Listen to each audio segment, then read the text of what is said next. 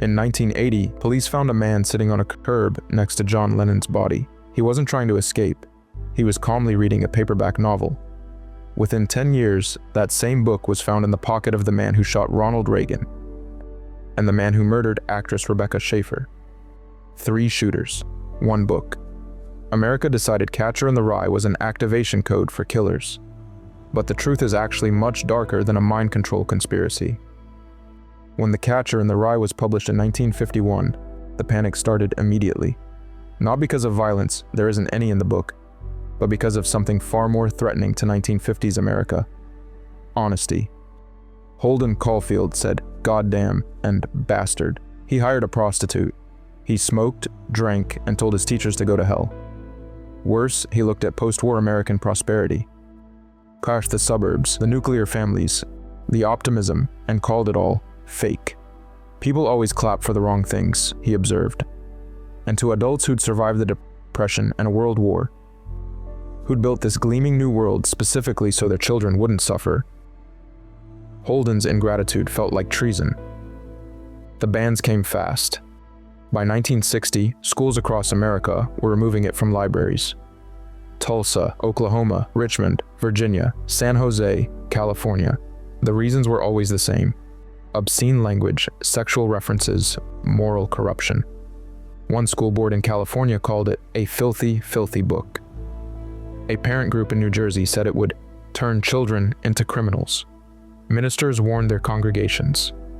PTA meetings devolved into shouting matches. Letters flooded newspaper editorial pages demanding action. But here's what they never said out loud. They were terrified their kids would agree with Holden, that teenagers would read his contempt for phoniness and start seeing phoniness everywhere. In their parents' cocktail parties, their teachers' platitudes, their church's hypocrisy. The book didn't offer solutions, it just made you angry. And angry teenagers were dangerous to a culture built on obedience. The irony is that banning it made it irresistible. Nothing sells books like Moral Panic. By the 1970s, The Catcher in the Rye was the most banned book in America, and also one of the most assigned. Teachers loved it, parents hated it, teenagers devoured it. The American Library Association reported it was the most censored book in schools between 1966 and 1975. Salinger's novel had become contraband, and contraband is always more valuable than what's freely given. And then Mark David Chapman made it something else entirely. Chapman's obsession with the book was extreme but not unique. He'd read it dozens of times. He carried it everywhere. He underlined passages. He memorized whole chapters. He told psychiatrists he saw himself as Holden Caulfield, the protector of innocence in a phony world. John Lennon, the working-class hero turned millionaire, preaching peace from his luxury apartment, was the ultimate hypocrite. Chapman decided killing him was an act of authenticity. He even signed Holden Caulfield in the guest book at the YMCA the night before the murder. When police arrested him, he asked them to make sure his copy of the book was kept safe. He was delusional. He was also everywhere on the news, explaining his motivation in interviews, quoting passages from the book like scripture. The media ate it up. Here, finally, was proof of what everyone suspected. The book was dangerous. Except it wasn't proof of anything.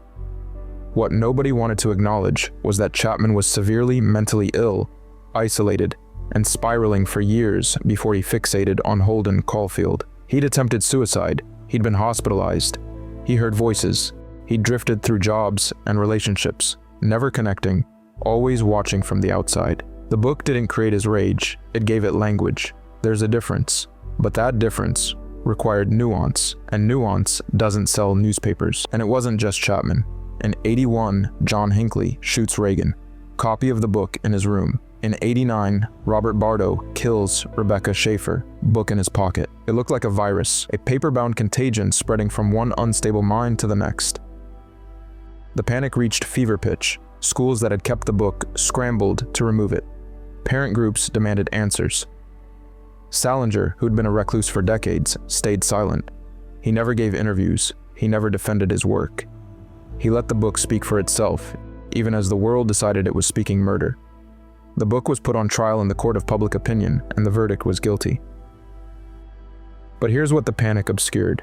Millions of people had read this book. It was taught in schools across the country.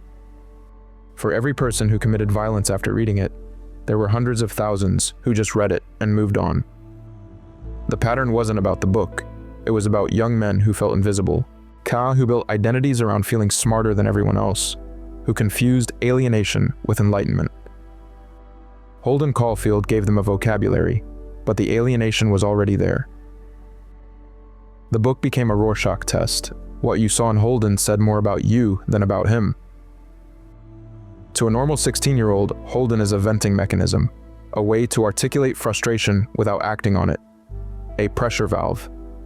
But to a narcissist, Holden isn't complaining. He's recruiting. He's confirming that the world really is as corrupt as they suspected, and that seeing through the corruption makes them special, makes them chosen, makes them different from all the sheep who can't see what they see. The Catcher in the Rye is a mirror, not a map. It reflects what readers bring to it. If you're 16 and suffocating under social expectations, you see validation. If you're 16 and happy, Holden just seems whiny. If you're a paranoid narcissist spiraling into violence, you might see permission. But the book itself, it's about a kid having a nervous breakdown. Holden doesn't succeed at anything. He doesn't save anyone. He fails out of school. He alienates everyone who tries to help him. His little sister Phoebe is the only person who still believes in him, and even she can see he's falling apart. By the end, he's telling his story from some kind of institution, and his final admission is devastating in its simplicity. Don't ever tell anybody anything. If you do, you start missing everybody. That's not a manifesto. That's the voice of someone who tried to stay disconnected and realized too late that disconnection is its own kind of death. Here's where critics push back. Some argue that vulnerable readers, especially isolated, angry teenagers, shouldn't be exposed to stories that validate alienation, that giving Holden's worldview legitimacy through literature is dangerous. It's the strongest argument against the book. It's also wrong. Validation is not instruction. Recognition is not endorsement. When a depressed teenager reads Holden's voice and thinks, "Finally, someone understands," that's not the book creating depression. It's the book naming something that was already there. And naming pain is the first step toward addressing it. We blame the mirror because we didn't like the reflection. What nobody talks about is why this book, specifically, became the cultural scapegoat. Plenty of novels explore alienation. As Crime and Punishment features a student who commits murder based on philosophical justification. Lord of the Flies shows children descending into savagery. A Clockwork Orange depicts extreme violence in graphic detail. Any of those could have become the dangerous book, but those books kept their distance. They were clearly fiction, clearly other. Set in Russia, on desert islands, in dystopian futures, The Catcher in the Rye was dangerous because it felt familiar. Holden talked like a real teenager. His problems were mundane: school, parents, peer pressure, the future. There was no murder, no dystopia, no fantasy. Just a kid in New York, wandering around, unable to find a place where he belonged. That familiarity made it potent. When teenagers read it, they didn't see a character, they saw themselves. And when disturbed young men read it, they saw their isolation reflected back with literary credibility, as if their alienation was profound rather than pathological. The most famous passage in the book, the one that gave the novel its title, reveals everything about why Holden resonated and why that resonance terrified people. He imagines himself in a field of rye, children playing near a cliff. "I have to catch everybody if they start to go over the cliff," he explains. "I mean, if they're running and they don't look where they're going, I have to come out from somewhere and catch them. That's all I'd do all day. I'd just be the catcher in the rye and all. It's a beautiful, impossible dream, and it's based on a misheard lyric." Holden thinks the Robert Burns poem says, "If a body catch a body coming through the rye," when it actually says, "If a body meet a body." He gets it wrong. The whole fantasy is built on a mistake. That's the book in miniature. Holden wants to protect innocence, but he doesn't understand that innocence isn't something you preserve by keeping people away from cliffs. It's something you lose naturally, inevitably, as part of growing up. His dream isn't heroic, it's tragic. He wants to stop time to keep children from becoming adults, because he can't imagine a version of adulthood worth living. What makes this even more devastating is what drives the fantasy: grief. Holden's younger brother Ali died of leukemia before the story begins. He couldn't save him. He couldn't catch him. The night Ali died, Holden smashed every window in the garage with his bare fist. Broke his hand so badly, he couldn't make a proper fist anymore. The Catcher in the Rye dream isn't really about protecting strangers. It's about rewriting a loss he'll never recover from. Every child he imagined saving is Ali. Every cliff is the one his brother already fell from. The fantasy gives him power over death that he never had in real life. It's not a philosophy. It's a wound dressed up as purpose. Chapman read that passage and saw himself as the protector. He'd save the world from phonies like Lenin. But he missed the point entirely. Holden's dream doesn't work. The book doesn't celebrate his alienation, it mourns it. Salinger wasn't writing a hero, he was writing a warning. So did we learn anything from the panic? Did banning the book protect anyone? How did the hysteria after Chapman prevent future violence?